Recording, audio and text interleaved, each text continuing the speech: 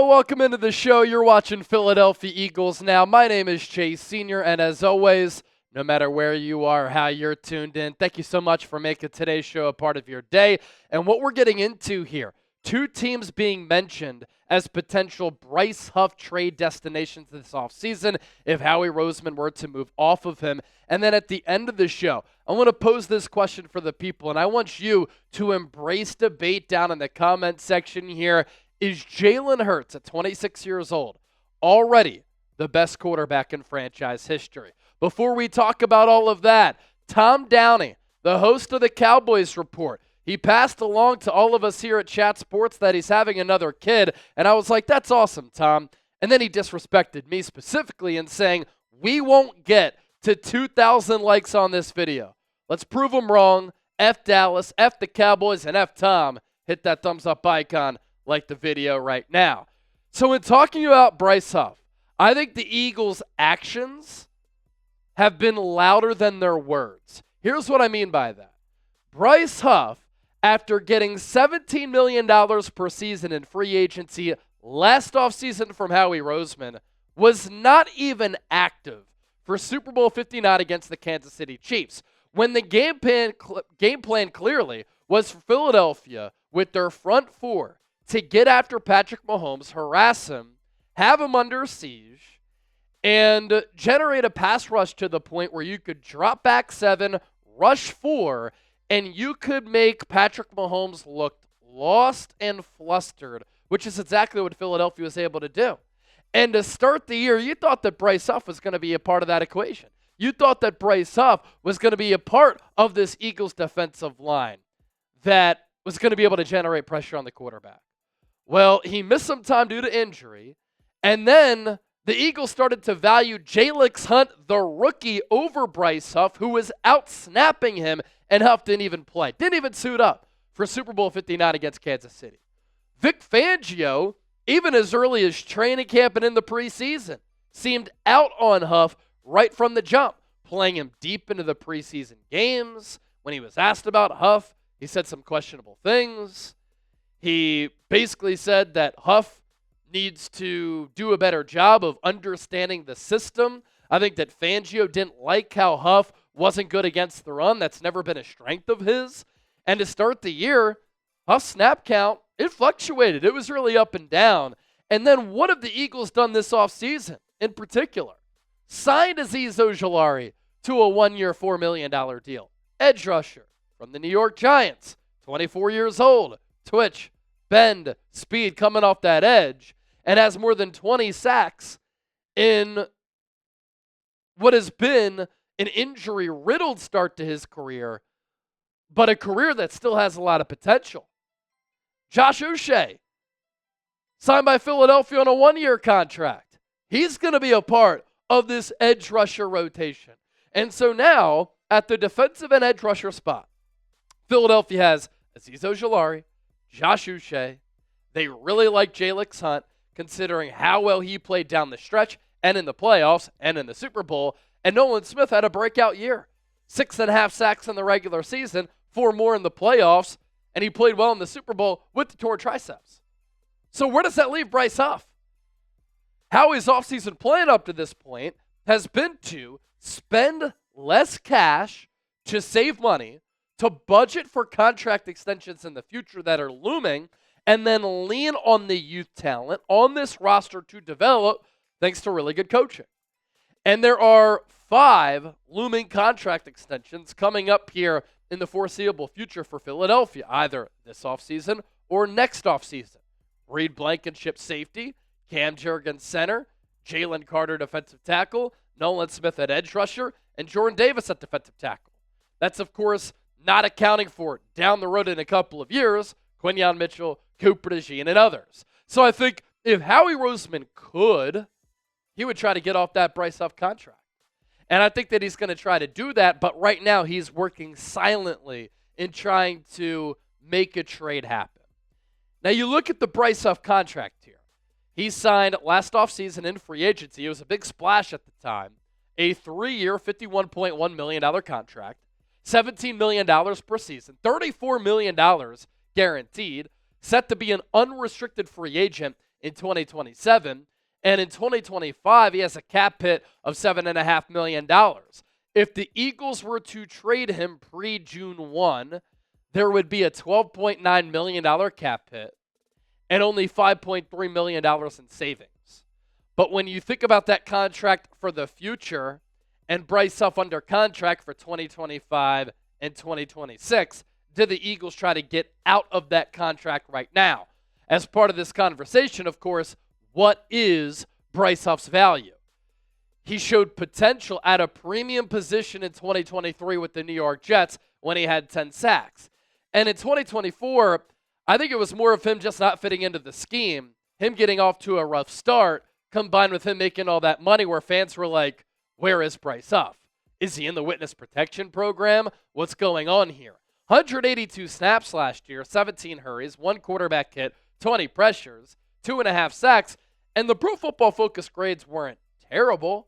Overall PFF grade of 68.3, pass rush grade of 68.2, and a run defense grade. Again, that's not his strength at 60.2, and so some of those numbers there are in the green per PFF. And if he were to go to a better scheme fit, if he got more playing time, could Bryce Huff be the player that he was 2 years ago with the Jets and be that double-digit sack guy who's still a really young player, who still can continue on this trajectory of developing with Philadelphia in 2024, maybe serving as a little bit of a hiccup year? Two teams have been interested, or at least two teams have been mentioned as being potentially interested in Bryce Huff. I guess that's a better way to put it, and that's the Detroit Lions and the San Francisco 49ers. These are two teams who were in need of a starting defensive end. These are two teams who need some defensive line help, who could be in the market for a player like Bryce Huff. Matt Bowen, ESPN, said this about the Niners being a destination for Huff.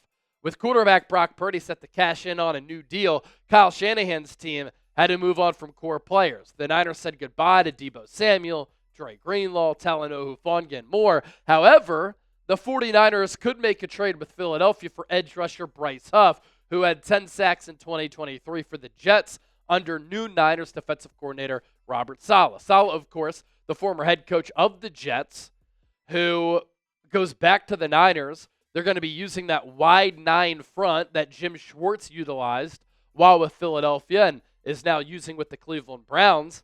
Vic Fangio ain't using the wide 9. Now, at times, you see a wide 9 front when the Eagles go with 4 defensive linemen and they spread them out, but that's really the bread and butter of what the Niners defense has been able to do and has done. And the Robert Saleh connection is real. Like, Bryce Huff was a UDFA coming out of Memphis and impressed the Jets enough to make their roster.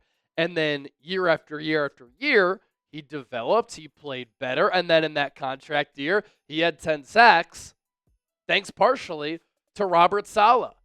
And so Bleacher Report also has a trade idea involving the Detroit Lions, the other team that we mentioned alongside the San Francisco 49ers. And that's this right here, that the Lions receive Bryce Huff.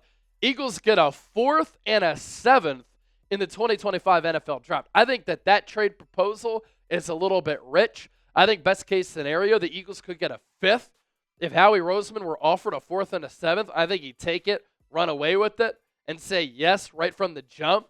Here's what Bleacher Report had to say about that trade. Last offseason, the Eagles signed Huff to that 3-year, $51 million deal, but they may have buyer's remorse after 1 year because of injuries. The 26-year-old missed 5 games, even when healthy, made a minimal impact, registering 13 tackles, 3 for a loss, 2.5 sacks, and a forced fumble. Vic Fangio used him sparingly. He played over 47% of the snaps in only 3 of his 12 appearances and didn't suit up for the Super Bowl. Though the Eagles signed the Memphis product to a sizable deal a year ago, they may not have an issue in moving his contract in a trade. Has a $7.5 million cap number this year. No guaranteed money left on the deal after 2025. Philadelphia can command a middle-round pick for an edge rusher who's in his prime and logged 10 sacks in 2023. The Detroit Lions should inquire about him. The Lions don't have a reliable edge rusher other than Aiden Hutchinson. They haven't re-signed Darius Smith, and 2022 second-rounder Josh Paschal hasn't panned out. Marcus Davenport re-signed with the team, but he's played in just 6 games over the past 2 years because of injuries. Huff could carve out a starting role opposite Hutchinson on the defensive line in Detroit. So this is a Niners team that could use an edge rusher. This is a Lions team that could use a pass rusher as well, and both teams are in that playoff Super Bowl contention window and even a player like that. So what would you ask for in a Bryce Huff trade? Let me know down in the comments section. Right now, I think realistically the Eagles got a 5th. Eagles Super Bowl gear is available thanks to our friends at Fanatics. All you have to do is use that link down below, chatsports.com/EaglesSB. That's chatsports.com/EaglesSB. Everything that you want to celebrate that Eagles thumping of the Chiefs in Super Bowl 59. Hats, shirts, hoodies, jerseys, memorabilia available if you utilize that link. And then Fanatics knows that Eagles Now and Chase Sr. sent you. Going to put that link down below in the comment section and attached to the pinned comment of today's Philadelphia Eagles Now. Want to round out with this. At 26 years old, is Jalen Hurts already the best quarterback in franchise history? Think about what he's accomplished, right? He became the full-time starter in 2021. Eagles made the playoffs in year 1 of a rebuild. Year 2, he has his breakout season. Eagles win 14 games. They get the number 1 seed in the NFC, home field advantage. Eagles make it to the Super Bowl. He was runner-up in MVP voting, and he was tremendous that year. Finished second in MVP behind Patrick Mahomes and lost the Super Bowl to Patrick Mahomes. Year 3, 2023, it was a down year for Hurts in Philadelphia, yet they still won double-digit games and made the playoffs. And then this year, Eagles win 14 games again. Best team in franchise history. They make it to the Super Bowl. Jalen Hurts balled out in the NFC Championship game and in the Super Bowl against a Steve Spagnuolo defense that nobody thought Hurts could carve up again, because he did that in 2022, accounting for nearly 400 all-purpose yards and 4 touchdowns in Super Bowl 57. Then he comes back in Super Bowl 59, wins Super Bowl MVP, and hoists a Lombardi trophy. And there's still a lot for Jalen Hurts to be able to accomplish. And so some people might look at the numbers of Donovan McNabb and Randall Cunningham. Some people might look at Norm Van Brocklin and Ron Jaworski and say that they're better than Jalen Hurts. But which quarterback in franchise history has won more consistently and won bigger than Jalen Hurts? And think about the record that he has. So I think there's an argument to be made that Jalen Hurts already is the best quarterback in franchise history. What do you think? Let me know down in the comment section. You can let me know your thoughts on social media. I'm on X and Instagram at Chase_Senior.